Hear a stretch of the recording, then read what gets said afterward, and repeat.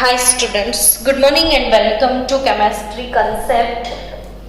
Students, today we are going to start block chemistry. Again D and F. D and A block element. Chapter अपना 8 already 5 videos जो कि configuration base है वो मैंने आपको send कर दिए हैं, वो देख लो पहले। इसके बाद आज शुरू होने वाला है ब्लॉक केमिस्ट्री से।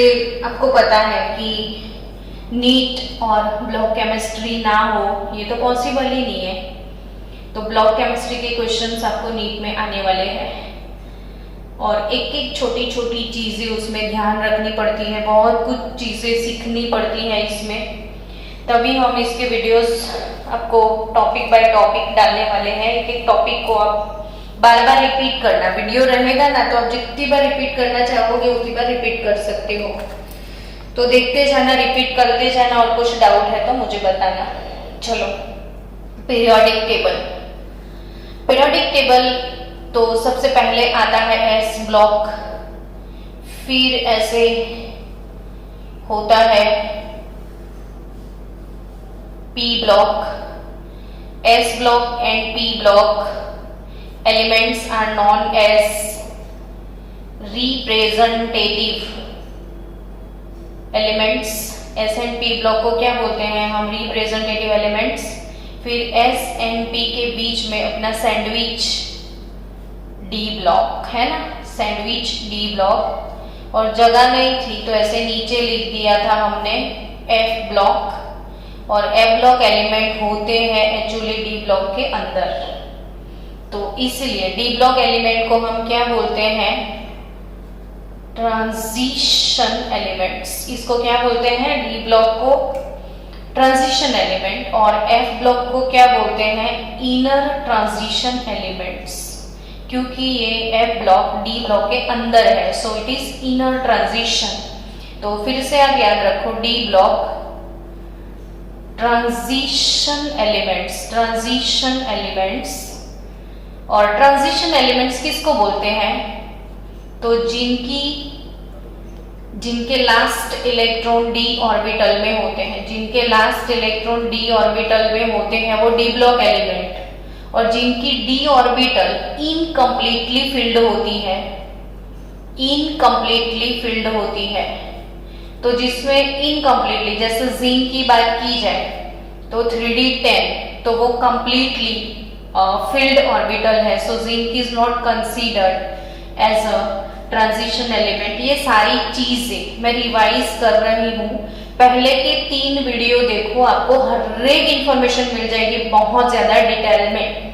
लेकिन अब मैं शुरू करने के लिए जा रही हूँ नेक्स्ट लेक्चर, तो थोड़ा बहुत रिवीजन करना जरूरी है, वो मैं आपको बता दूं सिर्फ। तो स्टूडेंट्स, ये सिर्फ रिवीजन के लिए कि D block elements are non as transition element, और जिनकी डी ऑर्बिटल इनकम्प्लीटली फिल्ड होती है उसे हम ट्रांजिशन एलिमेंट बोलते हैं।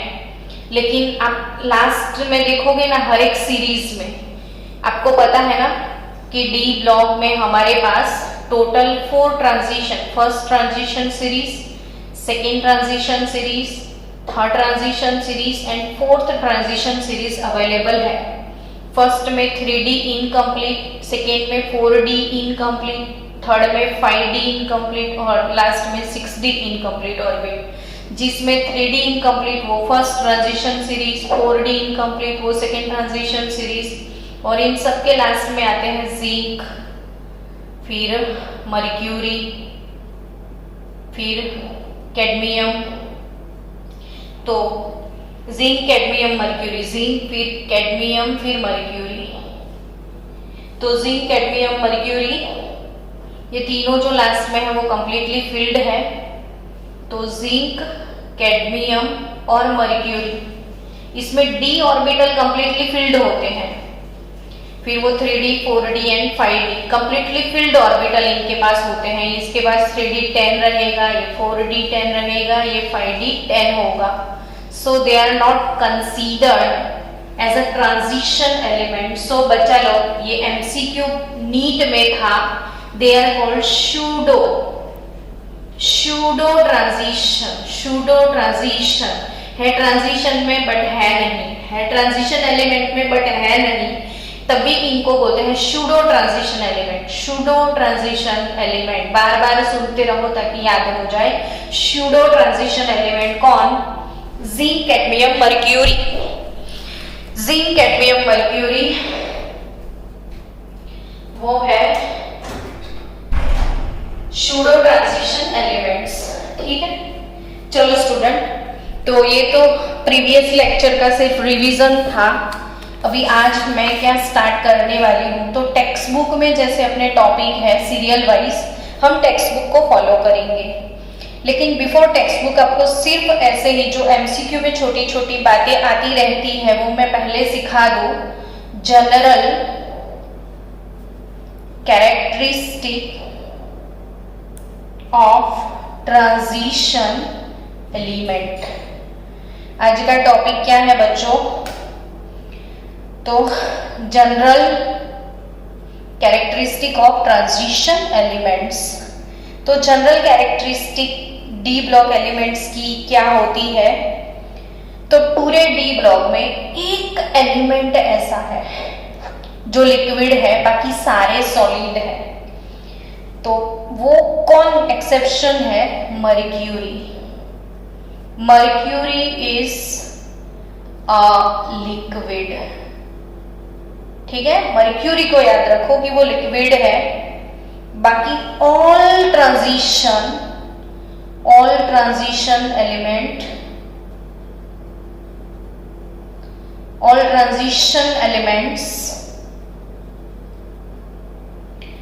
have typical metallic structure,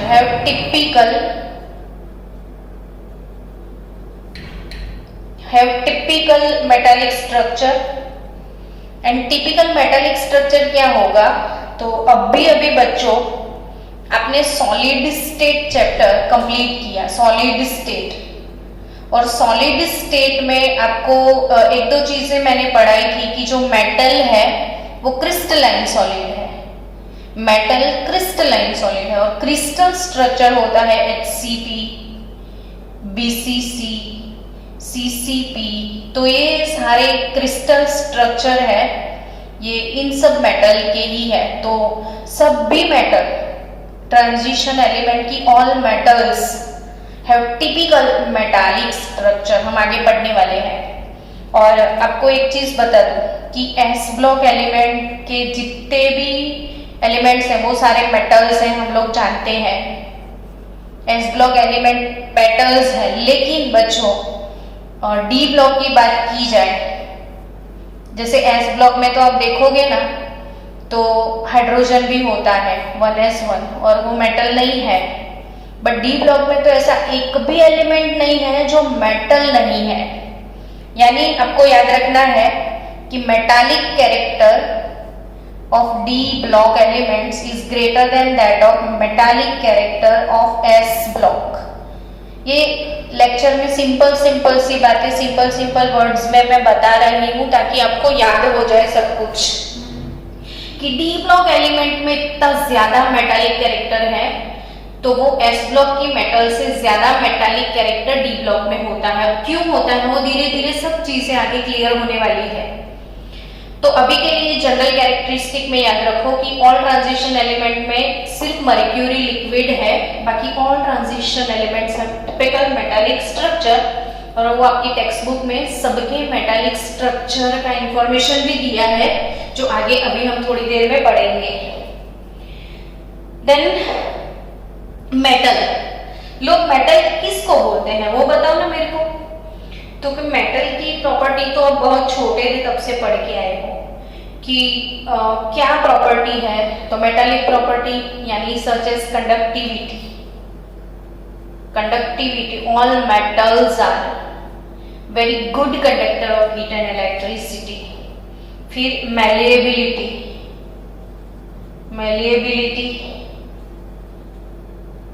मेलाएबल होती है मेटल। फिर मेटल डक्टाइल होती है यानी डक्टिलिटी। अब जानते हो कि मेटल को कूट के उसमें से पतले पतले शीट बनते हैं, फिर मेटल से तार भी बनते हैं, मतलब वायर, खींचाई करो मेटल के वायर्स बनते हैं। और आप अपने घर के आजू बाजू में निकल के देखोगे तो इलेक्ट्रिसिटी के कितने वायर्स आपको दिखेंगे, और इलेक्ट्रिसिटी कंडक्ट करते हैं वो सारे वायर मेटल के होते हैं। तो मेटल को खींच के तार बना सकते हैं, मेटल को कूट के पतला पतला उसका शीट बन सकता है। Metals are very good conductor of heat and electricity, ये चीज भी हमने चैप्टर 1 में देखा था। तो मेटल के जितने भी कैरेक्टर है वो सब इसमें है, यानी कि they are good conductor, malleable, ductile है, मेटल हैज लस्टर, शाइन होता है। देखो गोल्ड तो येलो कलर का है, सिल्वर अपना खुद का व्हाइट कलर है। तो हर एक मेटल में कौन सा बॉन्ड होता है, तो आप सबको पता है कि मेटल में मेटालिक बॉन्ड होते हैं। मेटल्स में क्या होते हैं? Metallic bond. और मेटालिक बॉन्ड क्या होते हैं, फिर से एक बार समझा दूं आपको। ये जैसे सोडियम मेटल है आपके पास, तो ये सोडियम का है न्यूक्लियस, फिर फर्स्ट ऑर्बिट में 2 इलेक्ट्रॉन, फिर सेकेंड में 8 और फिर लास्ट में 1। तो ये जो सोडियम है वो अपना जो एक इलेक्ट्रॉन है वो छोड़ देता है, ये लास्ट ऑर्बिट को लूज कर लेता है। और except last orbit included nucleus, जो पार्ट बनेगा इसे हम कर्नल बोलते हैं। कर्नल ये पॉजिटिव गोला है, पॉजिटिव स्फीयर है, तो ऐसे कर्नल, और एक इलेक्ट्रॉन इसने ड्रॉप कर दिया वो ऐसे। तो हर एक मेटल में ये चीज होती है कि उसके एटम कर्नल्स बना लेते हैं और लास्ट ऑर्बिट के इलेक्ट्रॉन को वो लोग बाहर घूमने के लिए छोड़ देते हैं, और वही इलेक्ट्रॉन को हम बोलते हैं फ्री इलेक्ट्रॉन्स। इनको हम क्या बोलते हैं? Free electron. और वो डीलोकलाइज होते रहते हैं, हर जगह घूमते रहते हैं। तो ये फ्री इलेक्ट्रॉन डीलोकलाइज इलेक्ट्रॉन है। तो ये फ्री डीलोकलाइज इलेक्ट्रॉन और ये कर्नल्स, और इनके पास पॉजिटिव चार्ज, इनके पास नेगेटिव, पॉजिटिव नेगेटिव बीच में अट्रैक्शन होता है, इसे हम मेटालिक बॉन्ड बोलते हैं। तो मेटालिक बॉन्ड की डेफिनेशन क्या है? attraction force produced between positively charged kernel, positively charged kernel and delocalized electron। फिर से ध्यान से सुनो, ये लास्ट ऑर्बिट को ड्रॉप कर देता है, लास्ट ऑर्बिट को ड्रॉप कर देता है। उसके अलावा जो पार्ट बचता है वो कर्नल जो है वो ये जितने भी इलेक्ट्रॉन सब एटम मिलके छोड़ देते हैं। जितने मेटल के अंदर जितने एटम होंगे वो सारे के सारे एटम अपने लास्ट ऑर्बिट के इलेक्ट्रॉन को बाहर छोड़ देंगे। तो इसे हम बोलते हैं इलेक्ट्रॉन सी। इलेक्ट्रॉन का समंदर बनेगा, छोड़े हुए डीलोकलाइज इलेक्ट्रॉन के समंदर में ये कर्नल्स फ्लोट करती है। और तभी ये सारी जो प्रॉपर्टी है, conductivity due to that free electron, malleability due to that free electron, ductility due to that free electron, lustre shine करता है जब इसके ऊपर सनलाइट अप्लाई होता है, तो ये डीलोकलाइज इलेक्ट्रॉन लाइट को एब्जॉर्ब करके lower energy to higher energy ऐसे जंपिंग जपक करते रहते हैं। तब भी सारे मेटल को अपने खुद के ब्यूटीफुल कलर्स हैं। कॉपर का कलर देखो, गोल्ड का कलर देखो, सिल्वर का कलर देखो, और ये चीज याद रखो कि ऑल मेटल हैव लस्टर। तो मेटल के प्रॉपर्टीज जितने भी हैं वही इनकी जनरल कैरेक्टरिस्टिक है। और बच्चों एक चीज अभी मुझे इधर सिखानी है, मैं क्यों मेटालिक बॉन्ड अभी रिपीट कर रही हूँ, क्योंकि मेटालिक बॉन्ड हमेशा बार बार इस चैप्टर में सुनना है, और जब तक मेटालिक बॉन्ड पता नहीं है तो मीनिंगलेस है। यानी फिर से एक बार सुन लो, पक गए हो तो भी, कि जो भी मेटल होती है ना बच्चों, इसमें मान लो ये कॉपर मेटल का एटम है, ये कॉपर मेटल का एटम है, ये कॉपर मेटल का एटम है, ये कॉपर का एटम है। तो ये जो दो एटम होते हैं इसके बीच में से डीलोकलाइज इलेक्ट्रॉन होते हैं, वे दोनों कर्नल को एक स्पेसिफिक डिस्टेंस पे पकड़ के रखते हैं और ये स्पेसिफिक डिस्टेंस जो भी है ये बॉन्ड लेंथ है और ये डिस्टेंस किस पे डिपेंड करता है, तो कितना स्ट्रॉन्ग बॉन्ड है उस पर डिपेंड करता है। अब एक और चीज मेरे को सिखानी है कि कोई भी मेटल होगा इसमें कर्नल होंगे और डीलोकलाइज इलेक्ट्रॉन होंगे ही होंगे। अब मेटालिक बॉन्ड स्ट्रॉन्ग किस में होगा, मेटालिक बॉन्ड स्ट्रॉन्ग किस में होगा, तो जिसमें आउटर मोस्ट ऑर्बिट इलेक्ट्रॉन ज्यादा होंगे। जैसे सोचो सोडियम की आउटर मोस्ट ऑर्बिट में एक इलेक्ट्रॉन है, मैग्नीशियम की आउटर मोस्ट ऑर्बिट में 2 इलेक्ट्रॉन है और एल्यूमिनियम की आउटर मोस्ट ऑर्बिट में 3 इलेक्ट्रॉन है। तो सिंपली स्ट्रॉन्ग मेटालिक बॉन्ड किसके पास होगा, तो एल्यूमिनियम के पास। तो सोडियम से ज्यादा स्ट्रॉन्ग मेटालिक बॉन्ड मैग्नीशियम का है, मैग्नीशियम से ज्यादा स्ट्रॉन्ग मेटालिक बॉन्ड एल्यूमिनियम का है। क्यों, तो उसकी आउटर मोस्ट ऑर्बिट में ज्यादा इलेक्ट्रॉन है। तो जिसकी आउटर मोस्ट ऑर्बिट में ज्यादा इलेक्ट्रॉन होते हैं उनके पास स्ट्रॉन्ग मेटालिक बॉन्ड होता है। फिर से मुझे पता नहीं क्यों कॉन्फिडेंस नहीं आ रहा है कि आपको समझ आ रहा है कि नहीं, मैं फिर से रिपीट मार रही हूँ बात को। मेटालिक बॉन्ड की बात कर रही हूँ। मेटालिक बॉन्ड इस चैप्टर में समझना बहुत ज्यादा जरूरी है। पहले मेटालिक बॉन्ड होता क्या है, तो कि जो मेटल्स में होता है।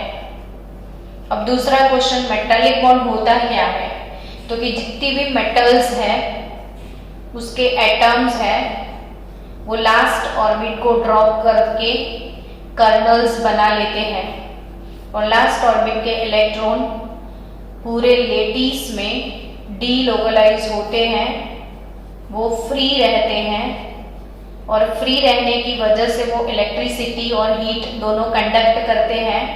लस्टर आता है, डक्टिलिटी होती है, मैलिएबिलिटी होती है। लेकिन ये मेटल में मेटालिक बॉन्ड है, ये इन दोनों के बीच का अट्रैक्शन है। अब ज्यादा इलेक्ट्रॉन ज्यादा अट्रैक्शन, यानी जिनके आउटर मोस्ट ऑर्बिट में मैक्सिमम इलेक्ट्रॉन होंगे उनके मेटालिक बॉन्ड स्ट्रॉन्ग होंगे। तब भी अब मैं डी ब्लॉक एलिमेंट की बात करूं, एस ब्लॉक की बात करूं, तो एस ब्लॉक का electronic configuration common NS1 NS2, यानी फर्स्ट ग्रुप के जितने भी एलिमेंट्स हैं उसकी आउटर मोस्ट ऑर्बिट में सिर्फ एक इलेक्ट्रॉन है और सेकेंड ग्रुप के जितने भी एलिमेंट है उसकी आउटर मोस्ट ऑर्बिट में सिर्फ 2 इलेक्ट्रॉन है।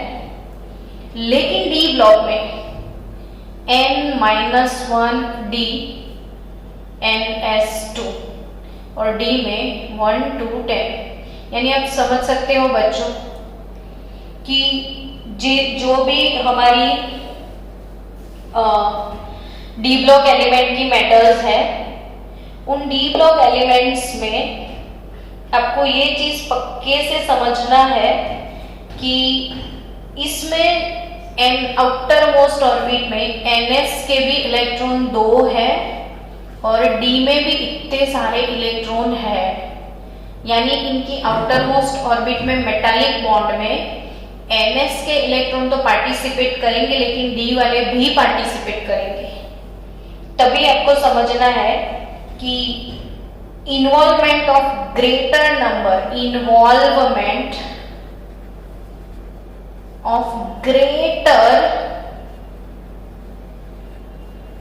Number of electron, involvement of greater number of electron from N-1 D in addition to the NS electron in the interatomic metallic bonding. in the inter-atomic metallic bonding।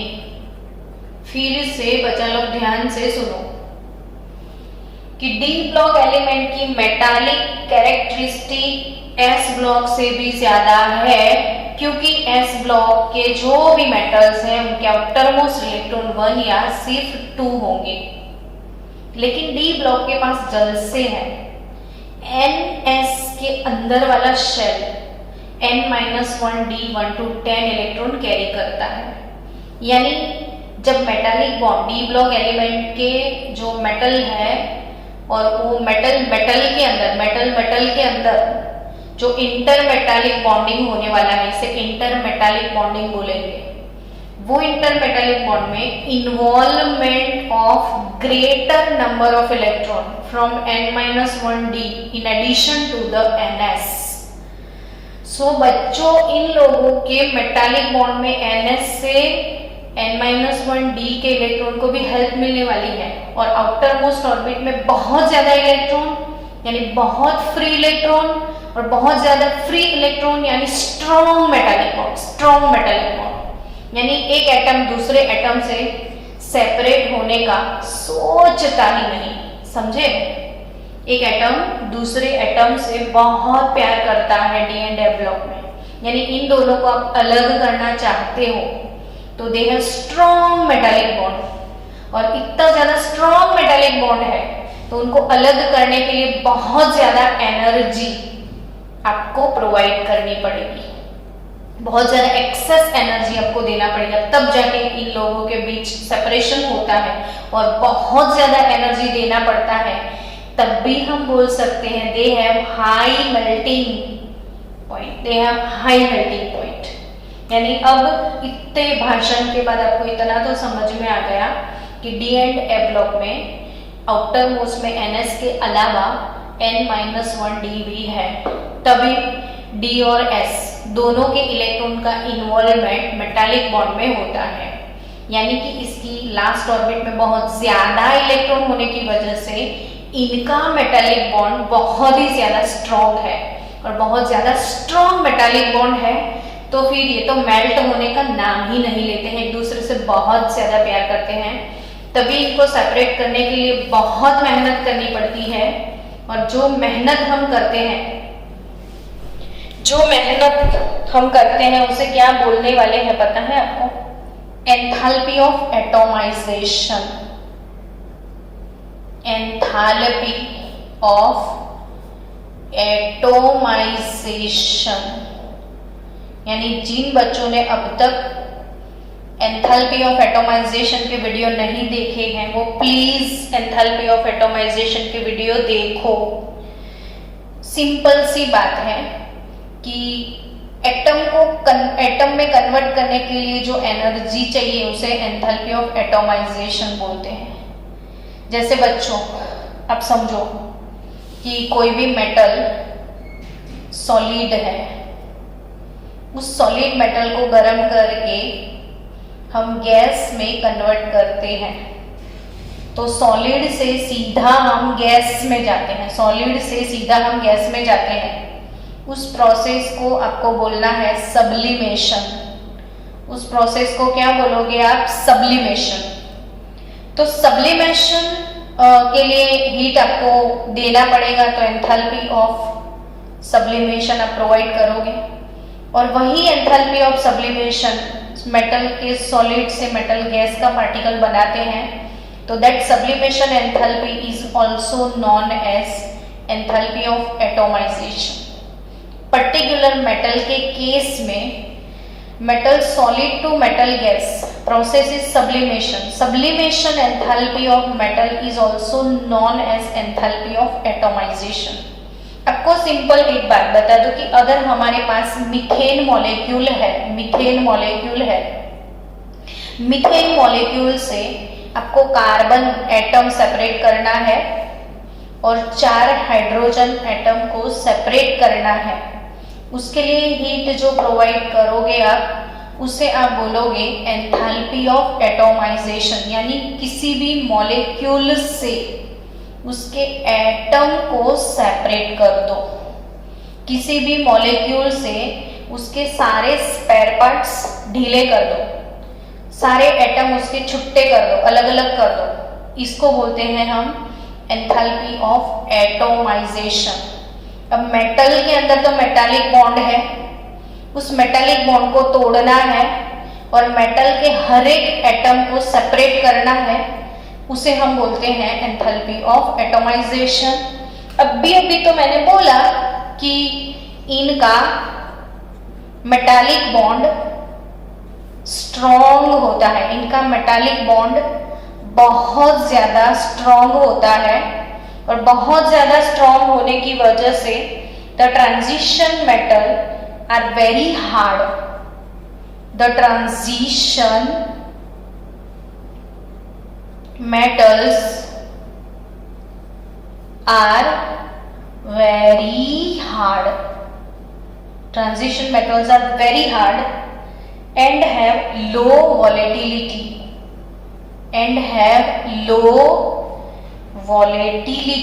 Volatility यानी vaporise जल्दी नहीं होते हैं, vapour जल्दी नहीं मिलती है। और इसमें हर जगह एक्सेप्शन आपको याद रखना है। एक्सेप्शन है सिर्फ 3 इसमें pseudo transition element, zinc, cadmium and mercury. ये तीनों सुडो ट्रांजिशन है, ट्रांजिशन है ही नहीं, क्योंकि इसके अंदर आप जानते हो 3D कंप्लीटली फिल्ड है।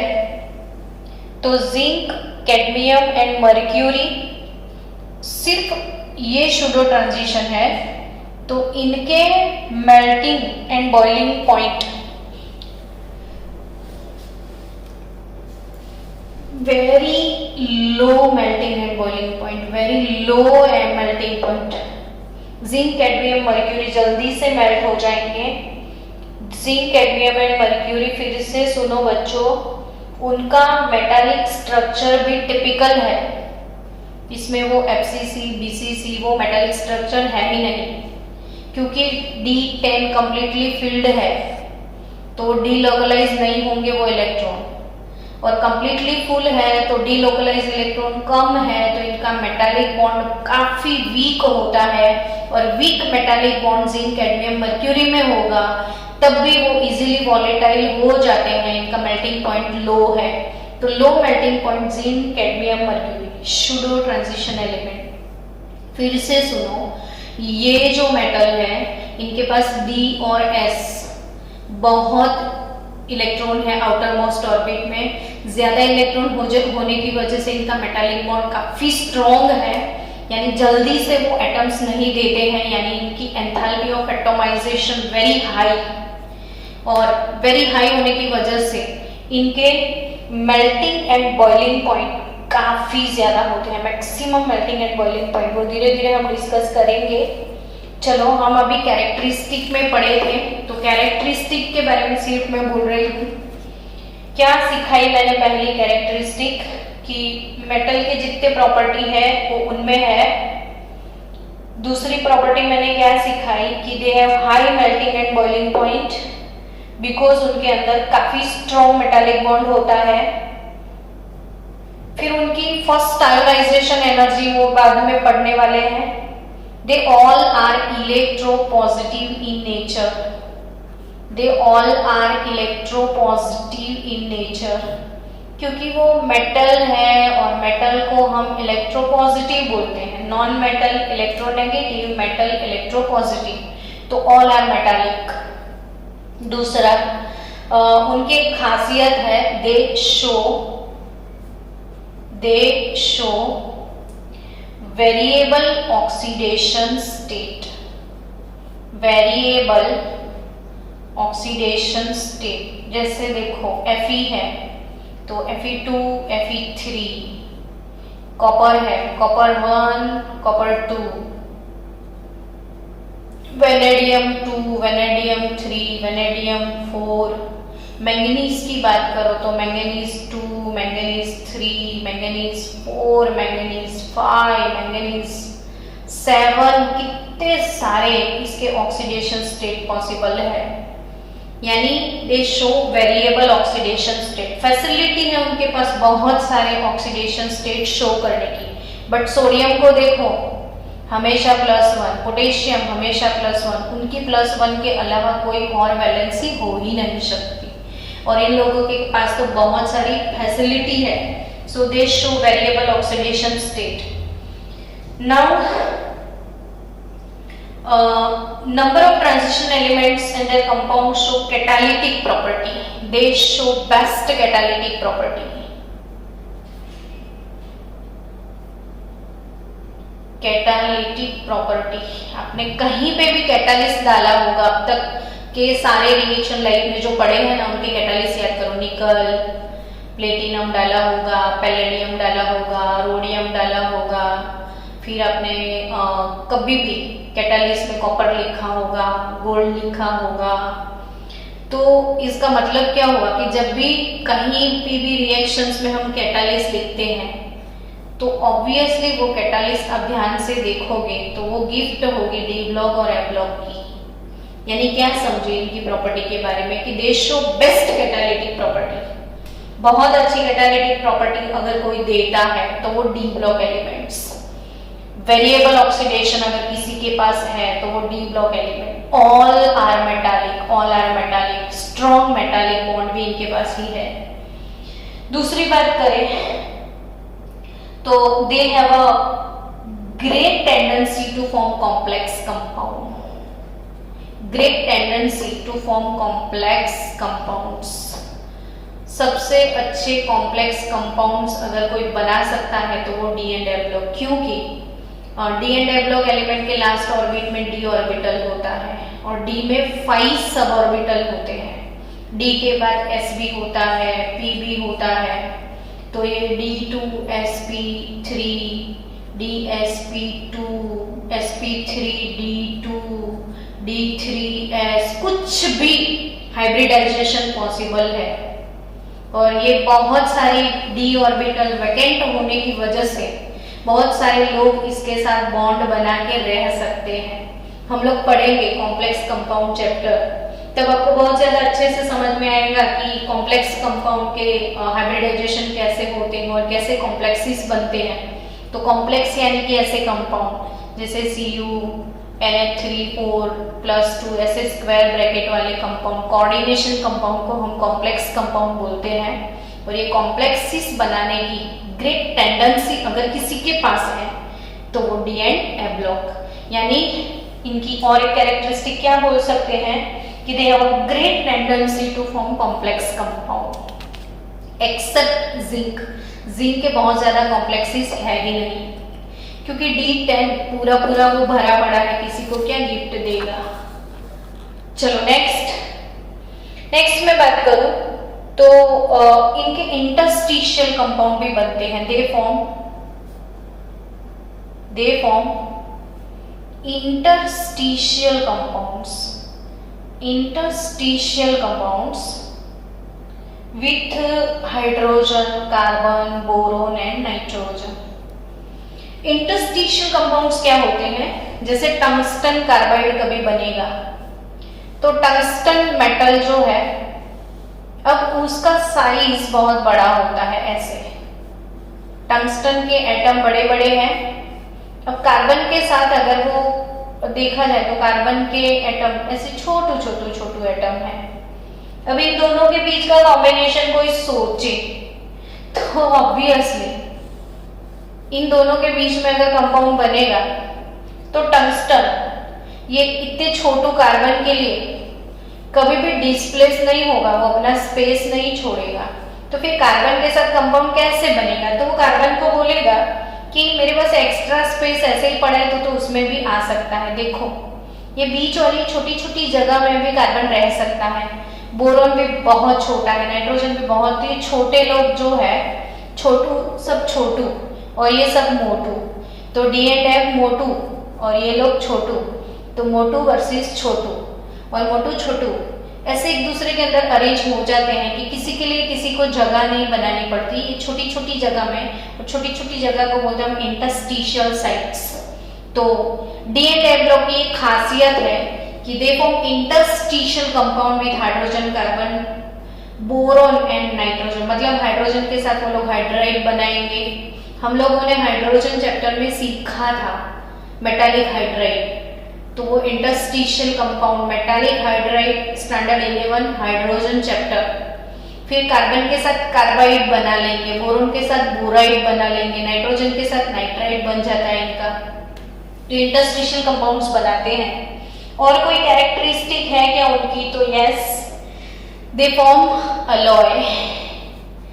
They form alloy. दुनिया भर की सारी अलॉय यानी मिक्स मेटल इन्हीं से तो बनती है। तो डी एंड एफ ब्लॉक के सारे एलिमेंट उनकी साइज में बहुत ज्यादा डिफरेंस नहीं है। आपको पता है कि अलॉय अगर बनता है तो उसके रूल्स होते हैं कि जब दो मेटल जो मिक्स होने वाली है, उनकी साइज में 50% से ज्यादा डिफरेंस नहीं होना चाहिए। फिर उनका जो लेटिस स्ट्रक्चर है सीसीपी तो सीसीपी, बीसीसी तो बीसीसी, जिनका लेटिस स्ट्रक्चर सेम होता है वही लोग मिक्स हो सकते हैं। और तीसरा लास्ट ऑर्बिटल इलेक्ट्रॉनिक कॉन्फ़िगरेशन, ये तीनों चीज अगर मैच हो जाती है तो अलॉय बन जाता है और ये फैसिलिटी डी ब्लॉक में है। तो इसलिए D block element they form good alloys, they form interstitial compounds, they have best catalytic properties. दूसरी और एक चीज है इनके पास खासियत है, इन सबके पास अनपेड इलेक्ट्रॉन बहुत ज्यादा होते हैं। So they all are paramagnetic in nature. जिनके पास अनपेड इलेक्ट्रॉन होते हैं वो पैरा मैग्नेटिक होते हैं। तो ऑलमोस्ट इनके पैरा मैग्नेटिक नेचर है। और आपको पता है कि जिनके पास अनपेड इलेक्ट्रॉन है वो सारे कलर्ड कंपाउंड बनाते हैं। तो ये कैसे कंपाउंड बनाते हैं? Coloured compound. तो इनके मोस्टली कंपाउंड्स कलरफुल होंगे। मोस्टली कंपाउंड्स इनके कैसे होंगे बच्चों? कलरफुल होंगे।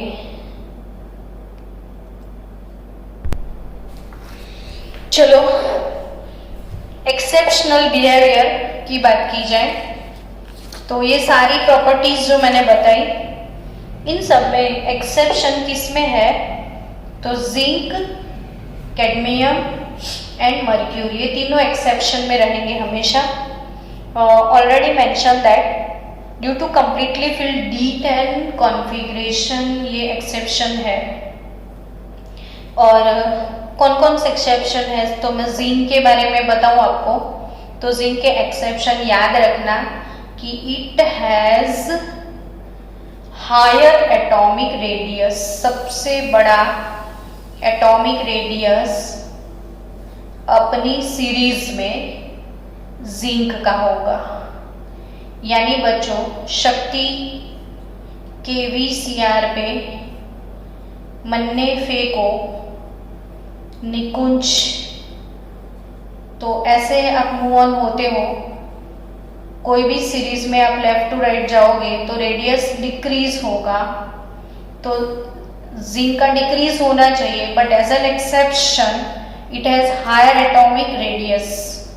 It has higher atomic radius. अब क्यों हायर एटॉमिक रेडियस है हम आगे इसके टॉपिक आने वाले हैं तब सीखेंगे। Its compounds are white. Zinc के जितने भी कंपाउंड्स हैं वो सारे वाइट होंगे क्योंकि जिंक के हर एक कंपाउंड में उसका ऑक्सीडेशन स्टेट +2 होगा जिसमें 3D10 होगा और इसमें कोई अनपेड इलेक्ट्रॉन नहीं है। So no unpaired electron, no colour. दुनिया में कलर जो है वो अनपेड इलेक्ट्रॉन की वजह से होते हैं। तो अनपेड इलेक्ट्रॉन नहीं है तो वो कलरफुल भी नहीं है। तो जिंक के सारे कंपाउंड कलरफुल नहीं होंगे, वाइट होंगे।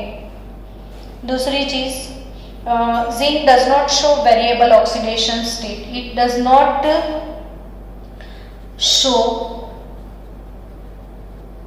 Variable oxidation state. अब ये चीज, ये तीनों के बारे में आप बोल सकते हो, कैडमियम, जिंक, मर्क्यूरी। इसके जितने भी कंपाउंड्स हैं इसमें अनपेड इलेक्ट्रॉन नहीं है तो उसकी वजह से वो पैरामैग्नेटिक नहीं है, वो डायमैग्नेटिक है क्योंकि no unpaired electron no magnetism. And ये कॉम्प्लेक्सिस भी नहीं बनाता है, तो it forms lesser complex, it forms lesser complexes in comparison of other elements। तो आपको अभी ये टॉपिक मैंने खत्म कर लिया, क्या general characteristic of transition elements. अब नेक्स्ट लेक्चर होगा टॉपिक 8.3.1 फिजिकल प्रॉपर्टीज के बारे में, तो वो टॉपिक हम नेक्स्ट लेक्चर में कवर करेंगे।